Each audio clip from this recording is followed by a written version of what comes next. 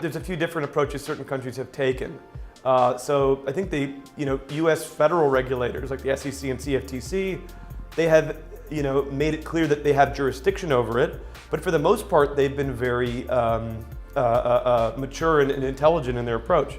So a lot of the work I've done has been working for cryptocurrency exchanges, and I've also worked with a lot of cryptocurrency projects, and we get approached by projects a lot. And when you hear the SEC and CFTC talk about fraud in the space, or even New York regulators and other regulators, they're absolutely right.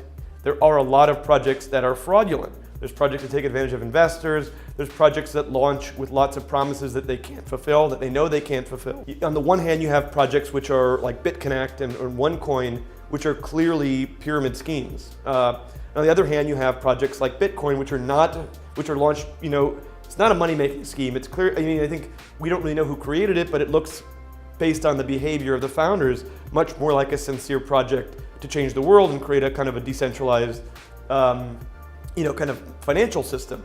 And everything else is kind of in the middle. And what we need regulation to do effectively is police that middle area, because there are projects that, it's hard to draw the line, and that's what I think an effective regulator does, but picking out the projects which are defrauding people, and there's many of them, and leaving the projects which are sincerely trying to execute on a strategy to create a decentralized ecosystem. So that's what the SEC has done. There's been other jurisdictions that have banned crypto outright and then unbanned it. I mean, China comes to mind. I think India is trying to sort of toy with it right now. But a lot of jurisdictions, it frankly is an extremely difficult challenge for regulators, and it should be. It's very difficult to define, doesn't fit within the existing regulatory framework, so it's not easy to deal with. And then on the other hand, like I'd mentioned, there are these jurisdictions, traditional offshore jurisdictions that are embracing it, as they have with the offshore industry.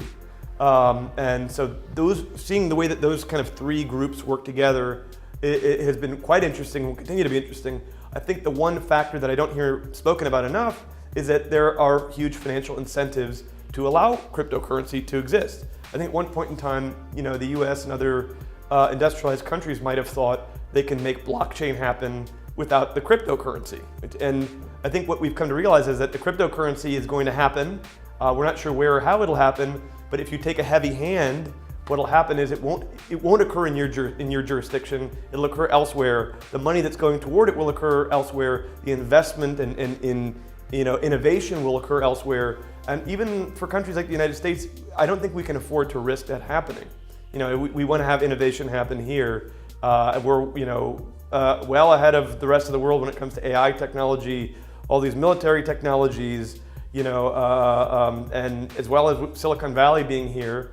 If the US wants to maintain a kind of strategic technological advantage in the world, it can't really afford to push cryptocurrency off the map or out of the country, effectively by over-regulating it. And I think the SEC has been very, intelligent and mature in its approach. And generally speaking, that's how I see it: is preventing fraud, preventing consumer fraud, without having onerous regulations and allowing the environment to thrive, because it's still very early days.